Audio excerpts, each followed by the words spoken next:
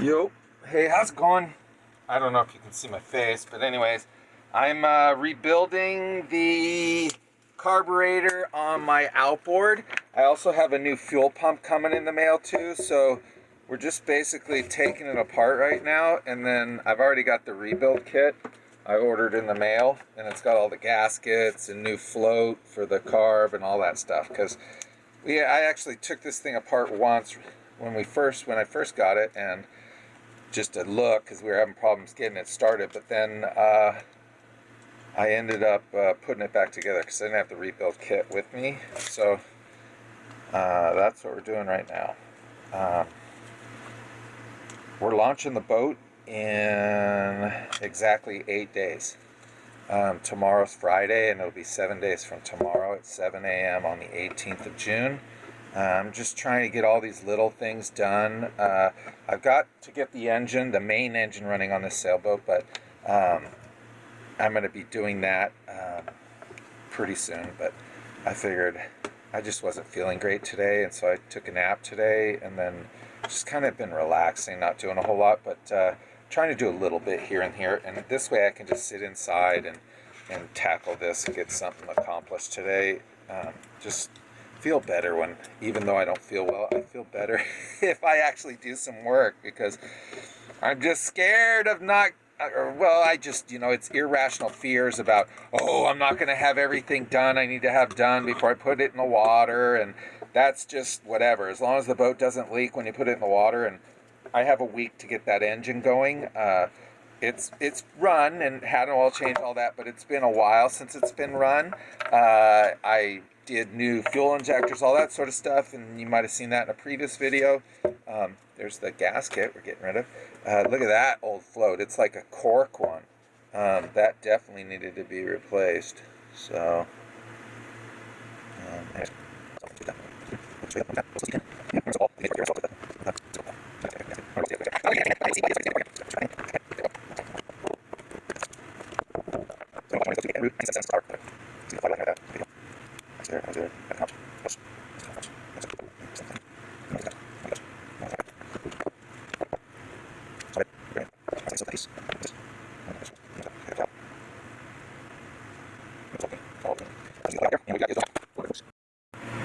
So I gotta drill a small tap hole. That's what it is, just like this little cap. Because there's all sorts of, I think there's injectors or something in there, nozzle stuff. That's where the fuel air mixture mixes in there. So I just want to put a little hole, and then I'll use this, I'll drive this pick tool in there. I've got another one with a better hook, and then we should be able to just yard it out of there. And then that'll be the last thing before we soak.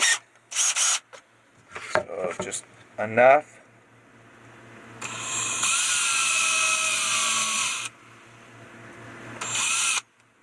That's all. You don't want to go all the way through. You just want enough that it's easier to bang that tip through. So you might have to do a little more, but I got a couple different tips here with pretty sharp points. There, that one worked. What will we use? Use that screwdriver. I'm going to do this on a nice surface. It's not going to damage anything.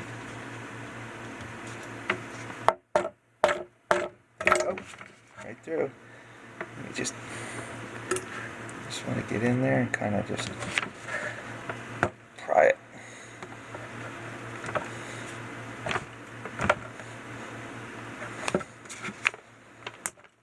Oh, that's nice. It broke off in there. Piece of shit. That's right.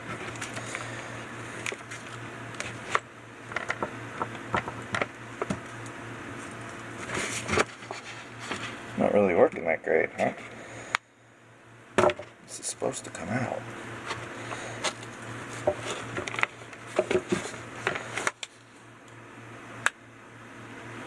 Well, that's going to be a funker.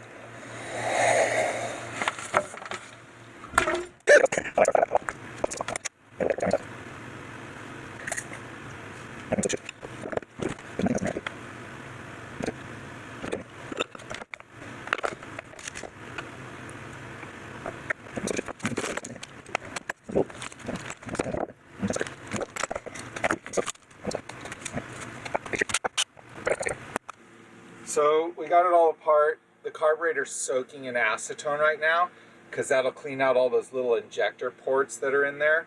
It was built in 1977, so holy crap. That thing's almost as old as I am. Well, it's 43 years old. But anyways, yeah, so then we're just going to be putting in the new gasket stuff.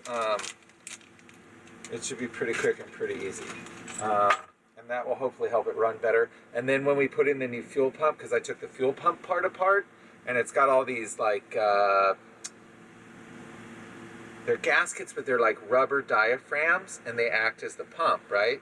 And they have little springs all through it, but those rubber diaphragms, you could tell were totally worn out. Like they had little like stretch places where they kind of stretched out. So I got a new one of those coming. So between those two, that thing should run like a rocket. And I'll replace the fuel lines. I got a new fuel can, so we're not using any possibility of getting rust. And that's what happened. A lot of the rust out of the old metal fuel can is what it was. And when I cleaned that thing out, oh my God, yeah. It's a wonder that engine even started. So new fuel lines, new carburetor, new fuel pump. Things should run like a bat out of hell. And then the lower end, we had some oil water mixing when we ran it, which concerned me because that means there's probably a leak in there. It's smooth, no grinding sounds, nothing like that. No metal. I didn't see any metal in there, but you never know. So I'm gonna probably redo the oil in that. I got new seals for the little fill bolts because sometimes those are notorious for leaking.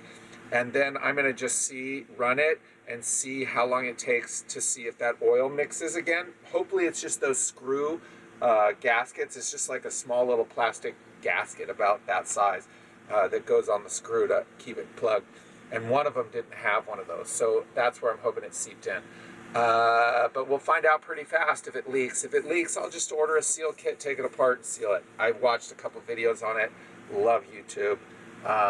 And that's what the plan is. So we should have a solid running outboard without any issues. Hopefully, that's the hope. And it's going to take a while to get it there, just a few things. But then that's it. And then we're going to start working on the engine this next week and that hatch cover. And and then the boom, we have to replace the rivets. Some of them weren't stainless, so they rusted. So I just got to replace those, and that's like an hour, maybe, max. So, and Hal next door's got a stainless steel rivet gun thing that works really well. So that'll be handled. And then that's it, I guess. I mean, I've got to rig the boat stuff, but again, Hal's going to do that when he gets back from his race. So that's it, man. I have some emotional surges coming on. Like scared, fear, happiness, sadness, loneliness. Like, it's crazy what I'm going through.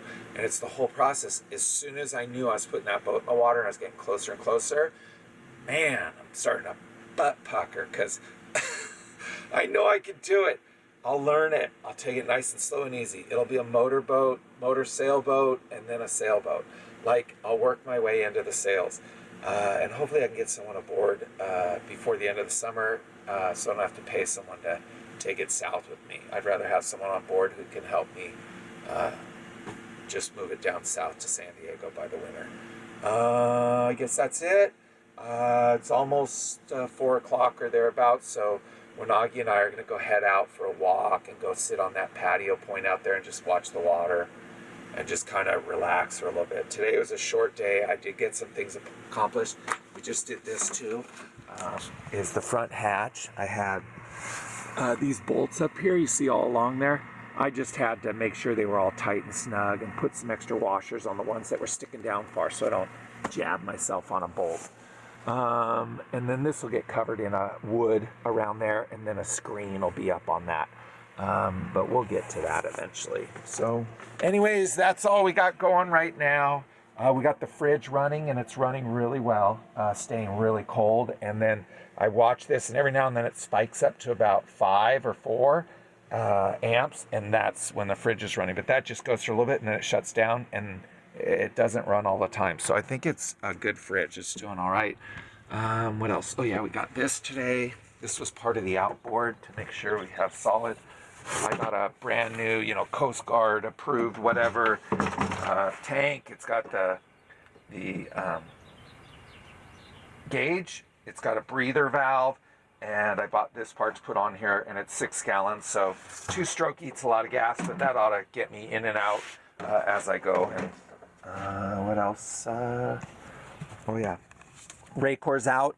We cleaned that today, or yesterday we cleaned it, and then in that box is the fuel polisher, but I'm not sure how I'm going to do it yet. I've kind of got some idea, but you know, it's just pulling the trigger on it. Everything just, I'm like, oh my God, I've never done this before, oh my God.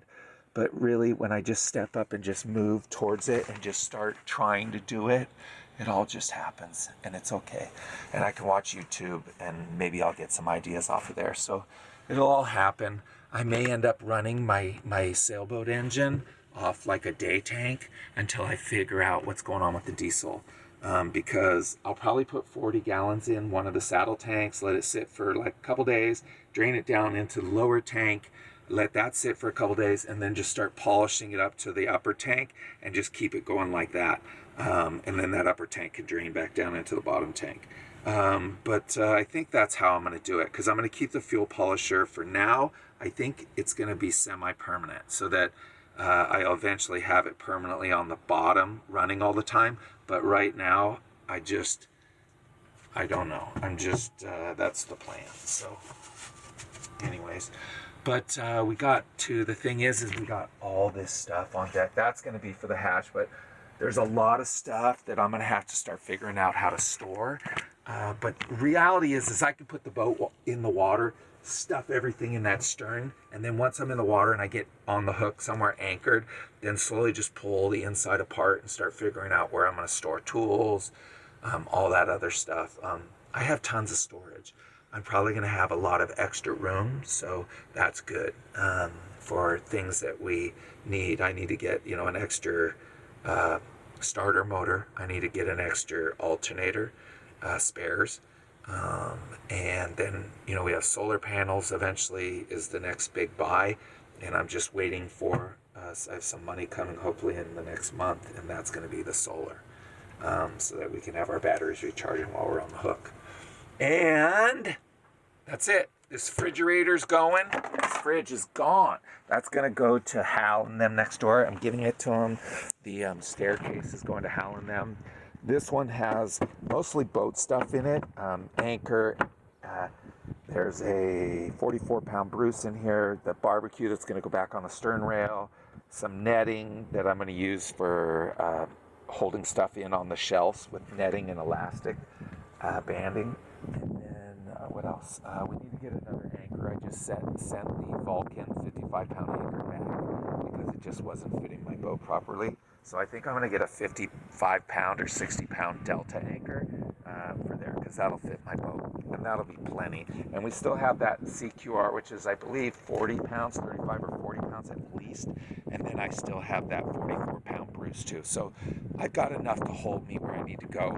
Worst case scenario, if I don't get that Delta anchor before I splash, but hopefully I will. I just got to wait for the refund on my other anchor, and I should get that before the end of the week. So we're going to clear these boxes off the deck. Most of that stuff in there is my backpacking gear and things like that, so that can go into the rear storage. I might get some waterproof stuff to put it in so it doesn't get mold and mildewed back there. And then so we can get rid of one of those boxes. And then I believe this other box I'm going to be putting up there in the stern. We're going to take this and we're going to actually keep it back here so it'll hold that 44-pound Bruce anchor. I got to climb over a bunch of shit. But it'll hold the 44-pound Bruce anchor. It'll hold some other stuff. And then I think we're going to try and put it right here, as long as it doesn't get in the way of any of the running lines and stuff.